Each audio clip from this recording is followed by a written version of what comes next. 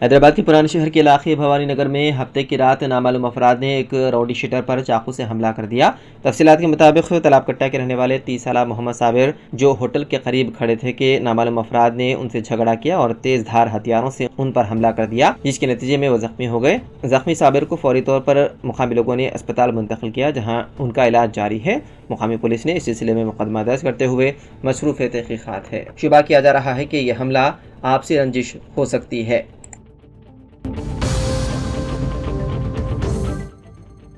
हैदराबाद के नवाही इलाके मेडीपल्ली police station हदूद में एक दिल दहलाने वाला वाकया पेश आया, जहां पर एक 18 माह का मासूम लड़का कार की जद में आकर हलाक हो गया। पुलिस के मुताबिक ये वाकया प्रभातापुर भूलक्ष्मी नगर रोड नंबर 4 पर पेश आया, जहां चौहान राजकुमार का बेटा विजय राज अपने घर के सामने खेल रहा था। इसी दौरान पड़ोसी श्रीनाथ अपनी कार में घर से बाहर निकल रहा था कि अचानक गाड़ी लड़के पर चढ़ गई। मुकामी अफराद ने फौरी तौर पर उसको अस्पताल मुंतकिल किया, जहाँ पर डॉक्टरों ने बाद मुआयना उसे मुर्दा करार दिया। मुताशर लड़के के वालिद राजकुमार की शिकायत पर पुलिस ने मुकदमा कर लिया दर्ज।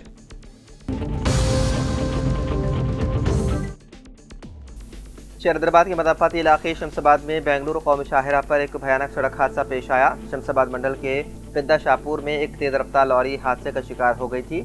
इतला मिलते ही शमशाबाद की पेट्रोलिंग मोबाइल और ट्रैफिक हाईवे मोबाइल की गाड़ियां मुकामी हादसे पर पहुंच गई। दोनों मोबाइल गाड़ियां किनारे पर रुककर पुलिस मुलाजिमीन हादसे का शिकार होने वाली लॉरी का जायजा ले रहे थे कि एक और तेज रफ्तार लॉरी आकर दोनों मोबाइल गाड़ियों को टक्कर दे दी। हादसे में कांस्टेबल विजय कुमार की मौत हो गई, जबकि 3 दीगर कांस्टेबल जख्मी हो गए, जिनमें यादैया की हालत नाजुक बताई जाती है। जख्मियों को करीबी अस्पताल मुंतकिल किया गया। इब्तिदाई तौर पर पता चला है कि लॉरी ड्राइवर की तेज रफ्तारी और बेकाबू हो जाने की वजह से यह हादसा पेश आया।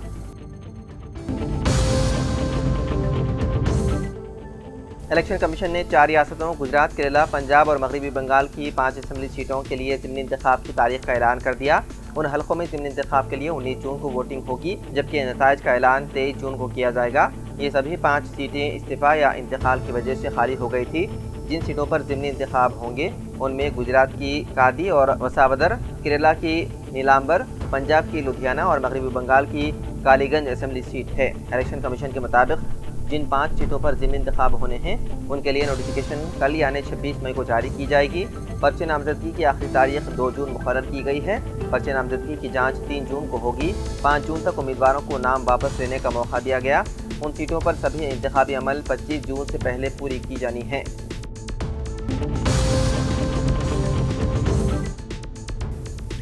कर्नाटक में बीवी के मायके जाने पर बरहम शोहर ने रिश्ता तय करने वाले शख्स का कत्ल कर दिया। यह अफसोसनाक वाकया कर्नाटक के मंगलूर शहर में पेश आया, जहां 30 साल मुस्तफ़ा नौजवान ने शादी का रिश्ता तय करने वाले 50 साल सुलेमान को कत्ल कर दिया। बताया गया है कि 8 माह कबल सुलेमान ने मुस्तफ़ा की शादी एक लड़की से करवाई थी, लेकिन शादी के बाद ही दोनों के दरमियान झगड़े शुरू हो गए।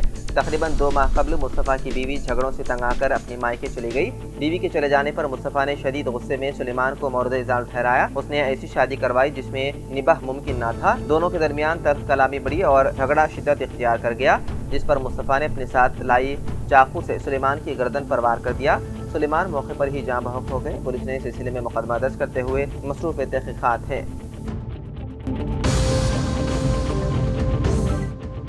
हैदराबाद की गांधी अस्पताल के सुपरिटेंडेंट राजकुमार ने कहा कि तेलंगाना में कोरोना के मामलात पर शहरियों को तशवीश की ज़रूरत नहीं है, क्योंकि कोविड की नई शक्ल JN1 काफ़ी हल्की है और उसकी शिद्दत में काफ़ी कमी हो गई है। शहरियों ने पहले ही से मुदाफ़ियाती निज़ाम को तरजीह दी है, इसीलिए उन्हें खौफज़दा नहीं होना चाहिए। उन्होंने एक न्यूज़ चैनल से बात करते हुए कहा कि अस्पताल के मुताल्लिक़ा शोबों को चौकस कर दिया गया है, जो सूरत हाल से निपटने के लिए पूरी तरह तैयार है।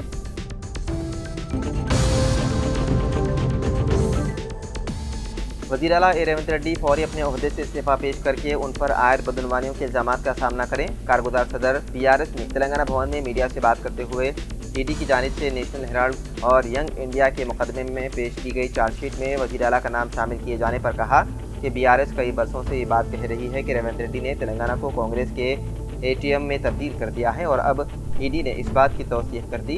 KTR ने तेलंगाना से कांग्रेस को की जाने वाली फंडिंग पर कहा कि वज़ीर आला रास्त उन मामलात में मुलव्विस हैं और वह इख्तियार हासिल करने के बाद से अब तक 44 मरतबा अपने सियासी व गैर सियासी आकाओं से मुलाकात के लिए दिल्ली का दौरा कर चुके हैं। उन्होंने वज़ीर आला पर इल्ज़ाम लगाया है कि वो मरकज़ी वज़ीर दाखिला अमित शाह से मदद हासिल कर रहे हैं।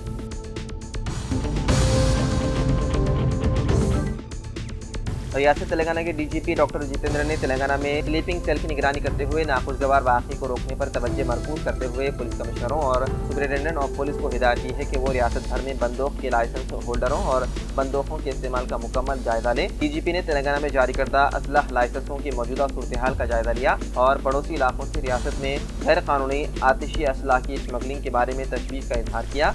तेलंगाना में कुल 7,125 हथियारों के लाइसेंस जारी किए गए हैं, जिनमें से 9,294 आतिशी असलाह शामिल हैं। गुज़िश्ता 3 साल में 510 लाइसेंस जारी किए गए।